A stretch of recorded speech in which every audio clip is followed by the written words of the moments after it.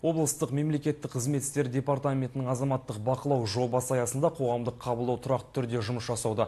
Қабылдауда қала тұрғындары шешімін таппай жүрген әлеуметтік мәселелері бойынша өтініш қалдыра алады.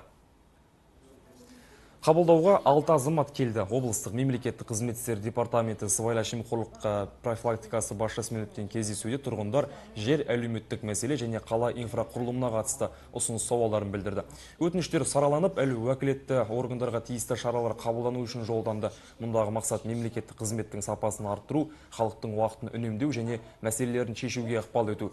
Қоғамдық қабылдауда жер қатынастары, денсаулық сақтау, білім бөлімі сынды негізгі деп танылатын 10 мекеменің мамандары тегін қызмет көрсететін болады. Жыл соңына дейін тұрғындар мұнда өздерінің қордаланған проблемаларын айтып, өтінішін қалдыра алады. Айта кетейік, қоғамдық қабылдау белгіленген кестеге сәйкес департаменттің барлық басшыларымен жүргізіледі. Азаматтық бақылау жобасы аясында түрлі шаралар белгіленген. Соның бірі бүгін өткізіп жатқан қоғамдық қабылдау шарасы. Жалпы біз қоғамдық қабылдау шарасын жылда жүргізіп келеміз.